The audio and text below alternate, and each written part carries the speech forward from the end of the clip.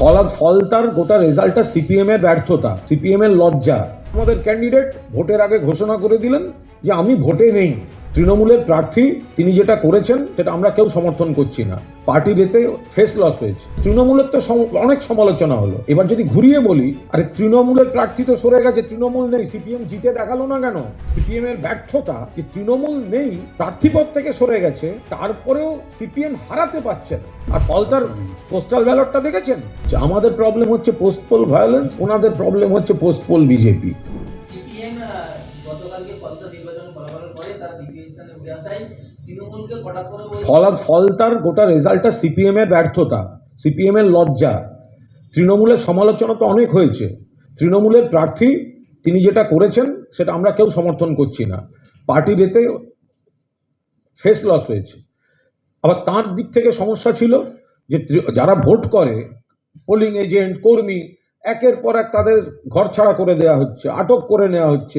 এবার আমাদের ক্যান্ডিডেট ভোটের আগে ঘোষণা করে দিলেন যে আমি ভোটে নেই। হলো, এবার তার সেটা হয়তো করা ঠিক হয়নি, সেটা আমরা পার্টিতে বুঝবো, কিন্তু তৃণমূলের তো অনেক সমালোচনা হলো। এবার যদি ঘুরিয়ে বলি, আরে তৃণমূলের প্রার্থী তো সরে গেছে, তৃণমূল নেই, সিপিএম জিতে দেখালো না কেন?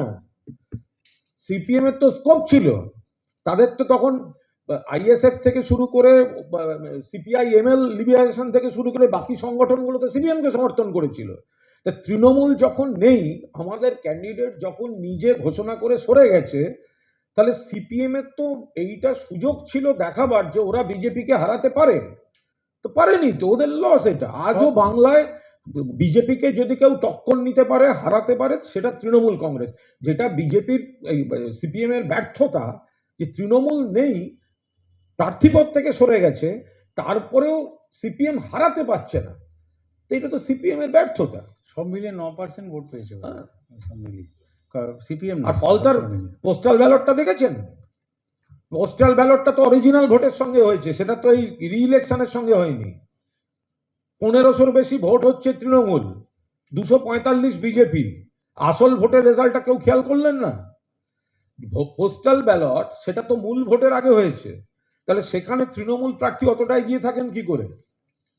তার মানে ওটাতেই তো জনমতটা প্রতিফলিত হয়েছে। তার পরের অংশটা সেন্ট্রাল ফোর্স আর ইলেকশনকে ব্যবহার করে কি কি করা হয়েছে, কিভাবে আমাদের ভোট কর্মীদের সরিয়ে নেওয়া হয়েছে, সবাই জানেন। Thank you. একটা লাস্ট জিনিস খালি বলবো, একটা লাস্ট জিনিস থ্যাংক ইউ বলার আগে, সেটা হচ্ছে একটা জিনিস সবাইকে মনে রাখতে হবে, যে যেটা ল বা আইন, সেটা আইনের পথে চলবে, কিন্তু সেটা সবার ক্ষেত্রে প্রযোজ্য। দলমত নির্বিশেষে সেই আইন চলা উচিত, এবং সেটা যে হচ্ছে না এটা কিন্তু মানুষ নোটিস করছে। Thank you. ভালোভাবেই অনেকদিন চিনেছি, দেখেছি। ভাবুন, উনি ইলেকশন কমিশনার হলেন, ওনাকে করা হলো, আর ঠিক তারপরেই উনি হয়ে গেলেন চিফ সেক্রেটারি। এবারে এটা আমাদেরকে গবেষণা করতে হবে যে ওনাকে আগে থেকেই কি এটা বলা ছিল, যে আপনি যেমন বোর্ড থেকে কি আগে থেকেই বলা ছিল যে আপনি এই জিনিস হলে এই জিনিস হতে পারে। হ্যাঁ, আপনি নাম সরিয়ে দিন, যেটা আমি বলছি, কোনো একটা জাজকে কি বলা ছিল, নাকি কারোকে এটা বলা ছিল যে আপনি ঠিকঠাক করে করুন, এইভাবে করলে আপনার এই হতে পারে, এটা দেখছি। আচ্ছা, এই যে অ্যাডজুডিকেশন বা এই যে চেকিংয়ের জন্যে করার জন্য সুব্রত গুপ্ত ছিলেন, তাই তো? ওনার এক্স্যাক্ট ডেজিগনেশনটা কী ছিল? মানে ডেপুটি স্পেশাল রোল, তাই তো? তো সুব্রত গুপ্তর আপনি ডেজিগনেশনটা দেখুন, chief advisor to chief minister. एक तो दे शुड बी सम आंखों की शर्म जो हम बोलते हैं, थोड़ी बहुत तो होनी चाहिए। ऐसा कैसे आप कर सकते हैं? ऐसा नहीं हो सकता ना। तो फिर the questions will arise, what were this arrangements made before this persons were appointed in this responsible post. I think these are logical question. You don't, এটা পলিটিক্যাল নয়, ইটস আ লজিক্যাল কোয়েশ্চেন। এটা যে বিজেপিকে vote দিচ্ছে তার মনেও এটা হতে পারে, সে তো জনসমক্ষে বলবে না, কিন্তু তার মনে হতেই পারে যে ভাই দেখো कैसा सेटिंग किया हमने, तो क्लियर है। How can you do this? আর একটা বিষয় বলে নিই, ইলেকশন কমিশন যখন চলছে, একটা মারাত্মক অভিযোগ এসছে, আপনারা সবাই দেখেছেন, যে একটি মহিলা তরুণী, তার শ্লীলতাহানি বা আরও খারাপ কিছু ঘটেছে। কিভাবে ঘটেছে? তিনি একটি লিফট চেয়েছিলেন একটি গাড়িতে, দুজন তাকে লিফট দেওয়ার নাম করে তুলেছিল, তারপরে কোনো একটা কিছু খাবার অফার করে, তারপর তিনি অচৈতন্য হয়ে যান, এবং সেখানে তার শ্লীলতাহানি এবং আনুষঙ্গিক আরও এগুলি করা হয়। এবং সেগুলি ছবি তুলে রেখে তারপর তাকে হ্যারাস করা হয় ইত্যাদি ইত্যাদি। সেটা এখন জানাজানি হয়েছে, সামনে এসছে। এপ্রিল মাসের ঘটনা, তাহলে কোন সময় হয়েছে? যখন রাজ্য ইলেকশন কমিশনের আওতায় ছিল। তো তাহলে যে সময়টা এই তরুণী শ্লীলতাহানি, নির্যাতন, নারী নির্যাতন, এই ঘটনাটা কলকাতা শহরে বেহালা অঞ্চলের ঘটেছে, তো সেই সময় তো রাজ্য দায়িত্বে ছিল ইলেকশন কমিশন।